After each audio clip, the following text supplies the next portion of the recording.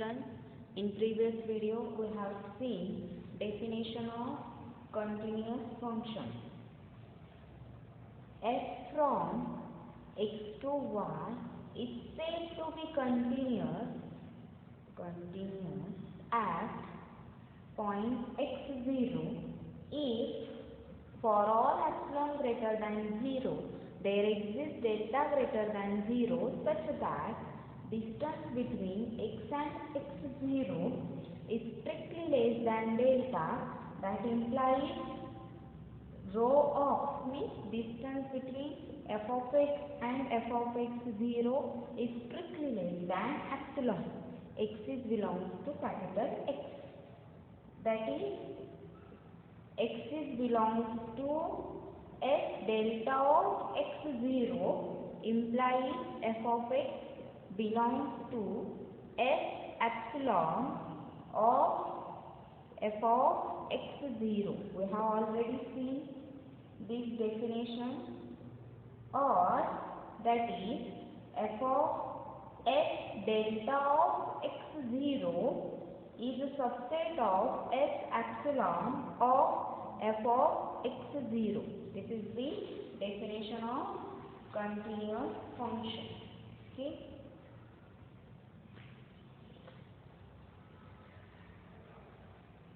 In this video, we will see some theorems. First theorem is theorem let order pair xt be a metric space.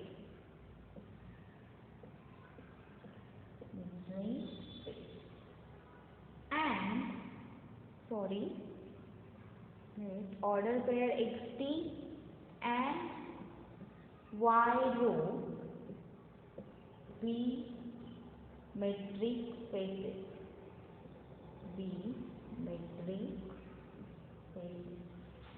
And f from x to y be a function.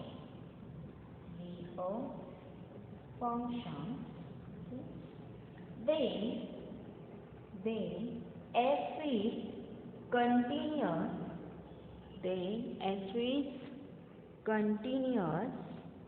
If and only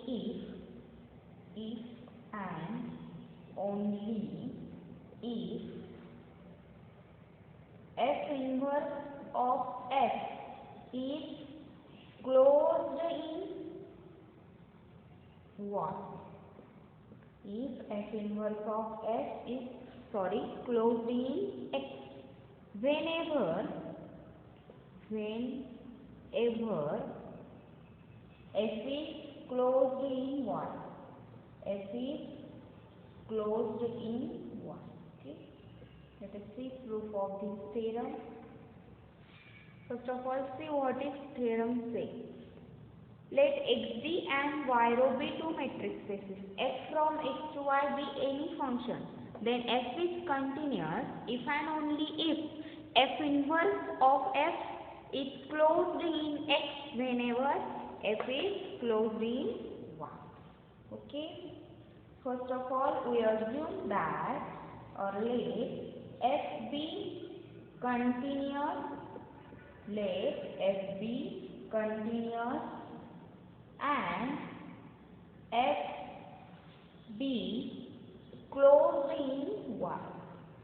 And f be closed in y.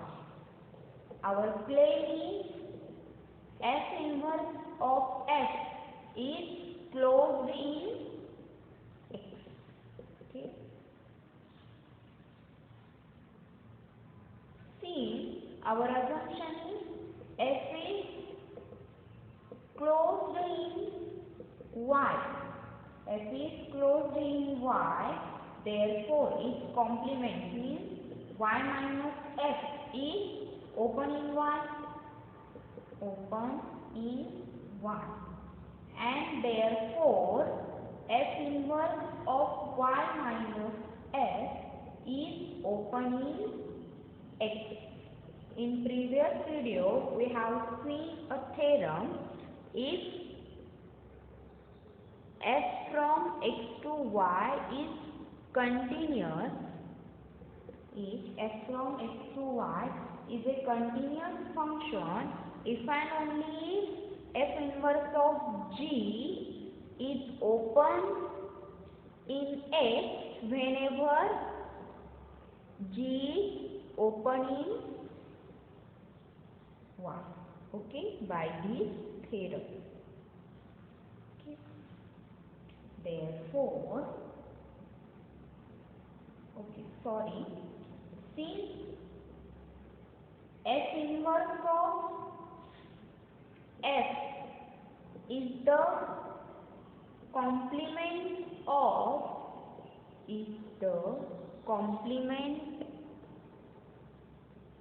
of here you can say that since by theorem.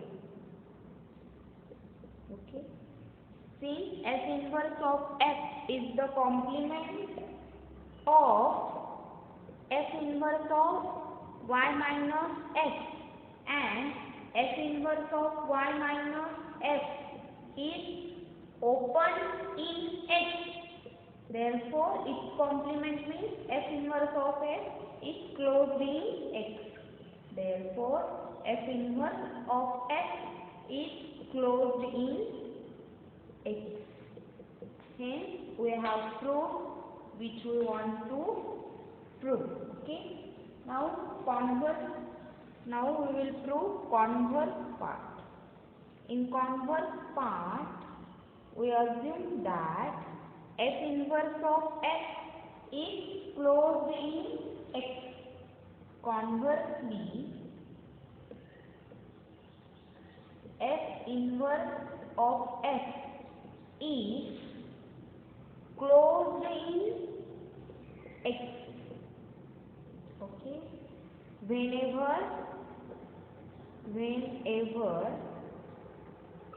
f is closed in 1. Okay, here our claim is we have to show that f is continuous function. F is continuous function. Okay.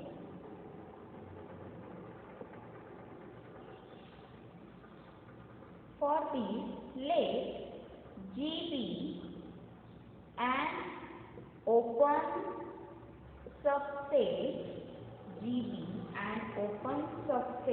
of y. Okay. Therefore, y minus g is open in, therefore y minus g means complement of g is closed in 1,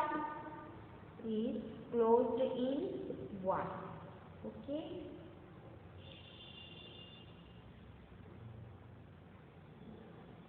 Therefore, here our hypothesis is when f is closed in y, f inverse of f is closed in x.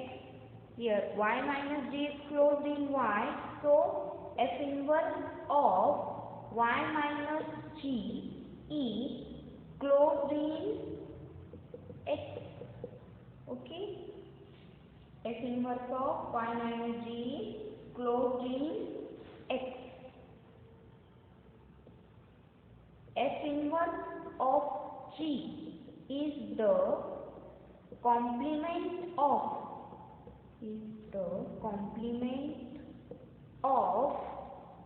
f inverse of y minus g, and f inverse of y minus g is closed in x. Therefore, f inverse of g is open in x, because f inverse of g is complement of f inverse of y minus g. See here our assumption is g is open subset of y, and we have shown that f inverse of g is open in x. So again by theorem, f is continuous,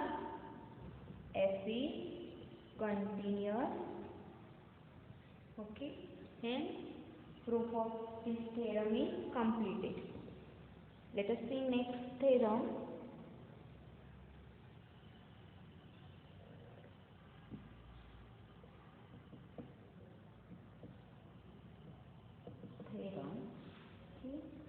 Let xt and y row be metric spaces. Let xt and y row be metric spaces, and f from x to y be a function, and f from x to y be a function. Then f is continuous. Then f is continuous if and only if f of a closure is subset of f of a closure. Okay. For every subset A of x, for every subset A of x. Okay. Let us see proof. In theorem we have given that xt and y row be two metric spaces and f from x to y be a function. Then we have to show that f is continuous if and only if f of a closure is a subset of closure of f of a for every subset of A. First we assume that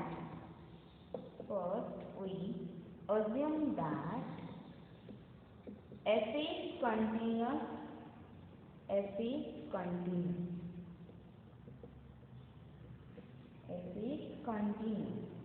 Therefore, f inverse of closure of f of A is closed in X since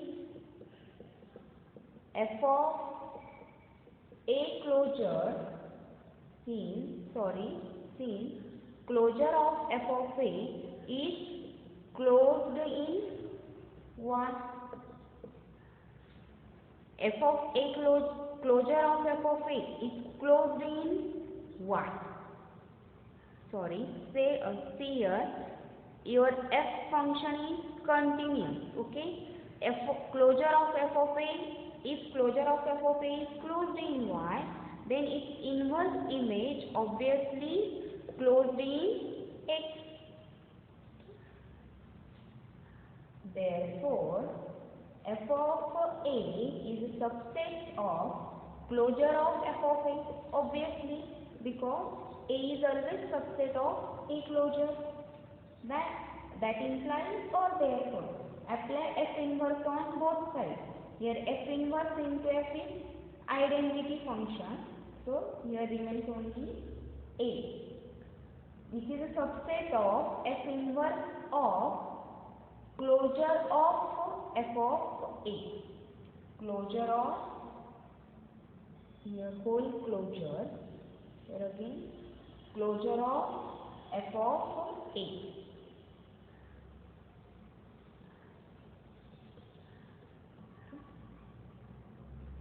Therefore,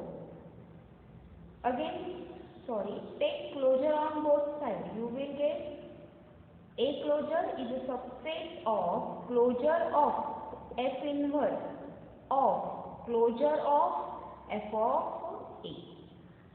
Okay. Therefore, A closure is a subset of f inverse of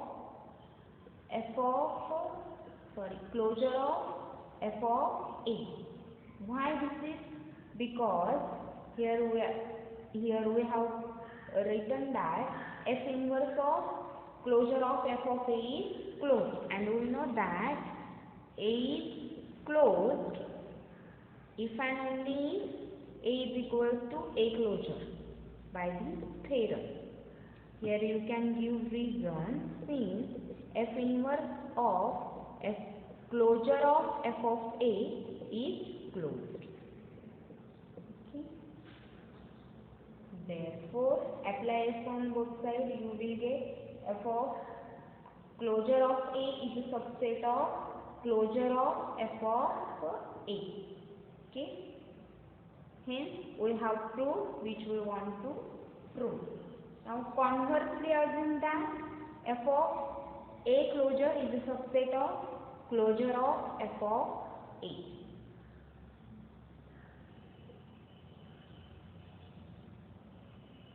Conversely, assume that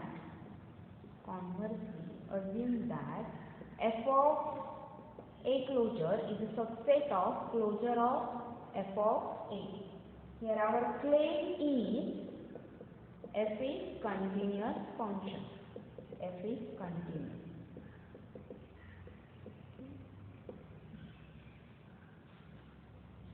For this, let capital F be any closed set in one. Let capital F be any closed set in one. Therefore, F is closed, so F closure is equal to F. Okay. Now, F inverse of F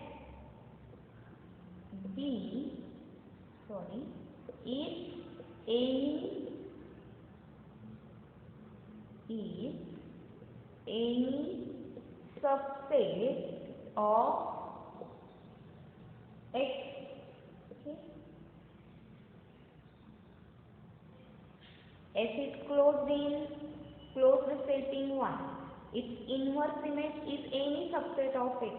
Here our claim is to show that this F inverse of F is closed subset of X when F is continuous. Okay. We have f of F inverse of F. Actually, here is f of closure of F inverse of is subset of f of closure of F inverse of F.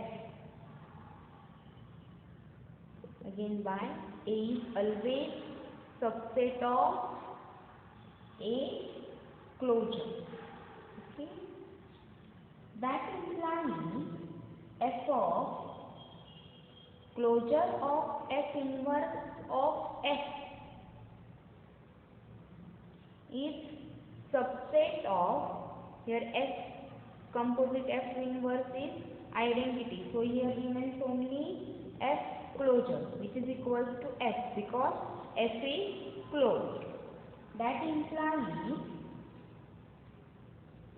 closure of F inverse of F is subset of F inverse of F. Okay. Closure of F inverse of F is a subset of F inverse of F. Call this equation number 1. And or we can say but F inverse of F is always subset of closure of F inverse of F, obviously, because A is always subset of A closure. Call this equation number 2. So by 1 and 2, we get what we get? By 1 and 2, we get closure of F inverse of F is equal to F inverse of F. Okay. That means here you will get when F is closed, you will get F closure is equal to F. Here we have closure of F inverse of F is equal to F inverse of F, means F inverse of F is closed set in X. Therefore, by theorem, our function f is continuous. Hence, proof of theorem is completed.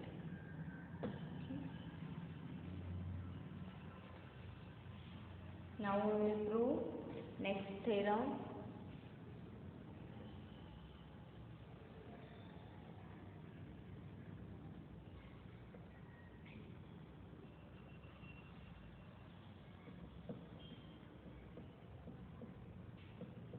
Let xt and y row be two metric spaces.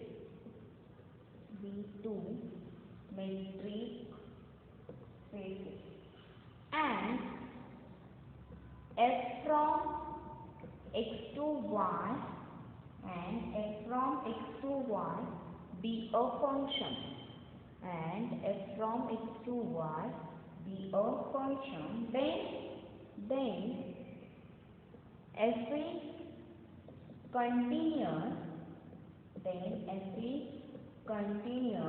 If and only if closure of f inverse of b is a subset of f inverse of b closure. For every subset b of y, okay. Let us see proof. First we assume that f be continuous function. F be continuous, and our assumption of one is a is equals to f inverse of b. Let a is equals to f inverse of b. Therefore, a is equals to f inverse of b. Therefore, we will get f of a is equals to b. Okay. Therefore, f of a is subset of b. Here we will get 2 points. F of a is a subset of b and b is a subset of f of a. But we require only f of a is a subset of b. Taking closure on both sides.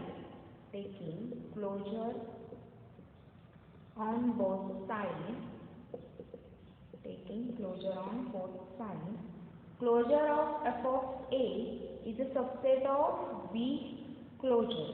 Okay. Closure of f of a is a subset of b closure. Therefore, f of a closure is a subset of b closure. Why this is? Our assumption is f is continuous, and in previous theorem we have seen that if f is continuous, then f of a closure is a subset of closure of f of a. Okay. Therefore, a closure is a subset of, apply f inverse on both sides, we will get a closure is a subset of f inverse of b closure. Okay. But our assumption is a is equal to f inverse of b. So here is closure of f inverse of b is a subset of f inverse of b closure, since a is equal to f inverse of b. Okay.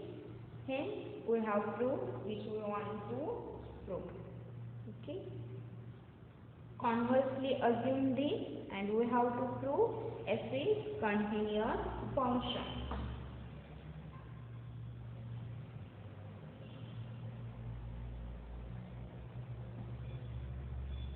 Conversely,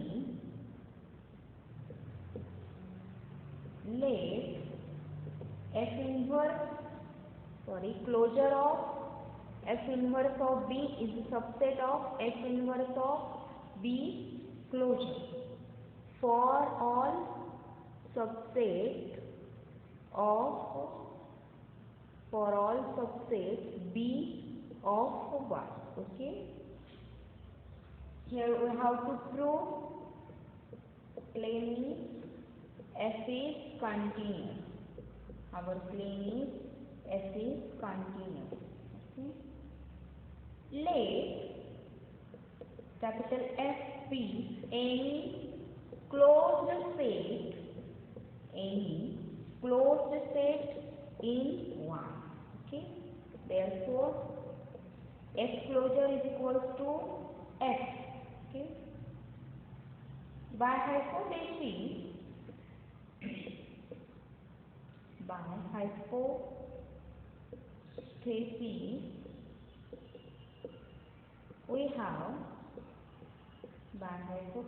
we have closure of F inverse of F is subset of F inverse of F closure. Okay. By hypothesis, closure of F inverse of F inverse of F is a subset of F inverse of F closure, which is equals to F inverse of F, because F closure is equals to F. Here you can give a reason. F closure is equals to F. Suppose this is equation number 1.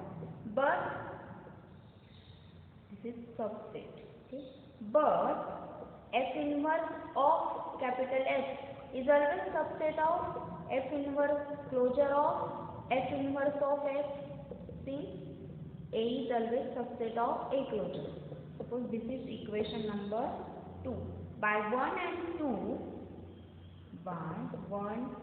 and 2, we get F inverse of F is equals to closure of F inverse of F. That means F inverse, here is small f. F inverse of capital F is closed in X. Our assumption is FB closed set in Y. We have shown that F inverse of F is closed in X. So by theorem, F is continuous function. So by theorem, F is continuous function. Okay. Hence we have proved theorem. Let us take next theorem.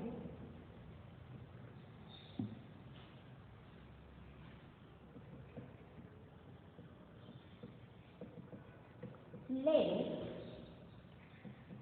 order pair Xt, order pair Y rho and Z sigma be three metric spaces. Be three metric spaces. Be three metric spaces. Suppose F from X to Y and G from Y to Z.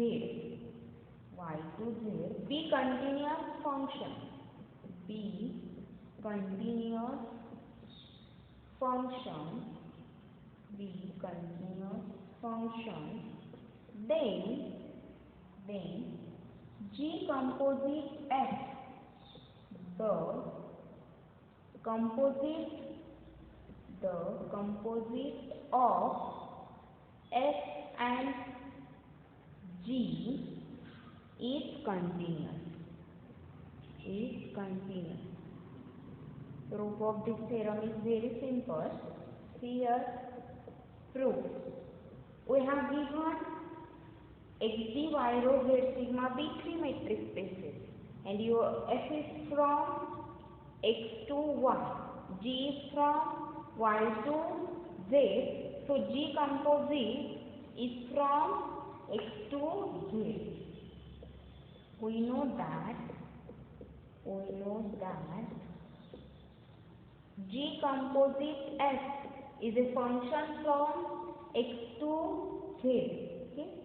let G be an open set in capital Z. Okay? Therefore, see here we have taken G be any open set in Z. Okay? So its inverse image G inverse of G is open in what? G inverse of G is open in what? Okay? Here we can give reason since G is continuous. G inverse of G is open in Y. Again, inverse image of G inverse of G is open in X. So here we will get F inverse of G inverse of G, okay, is open in X. Here we can give reason F is continuous. F is continuous function. Okay. Therefore, this can be written as F inverse composite G inverse of G is open in X. Okay. F inverse composite G inverse can be written as G composite F inverse of G is open in X. Since here we can give reason G composite F inverse is equals to F inverse composite G inverse. Okay. Therefore, see here we have taken G is open set in Z and we have shown that its inverse image is open in X. Therefore, G composite F is continuous. Therefore, G inverse F is continuous. Hence, proof of theorem is completed. Okay, we will stop here. Thank you.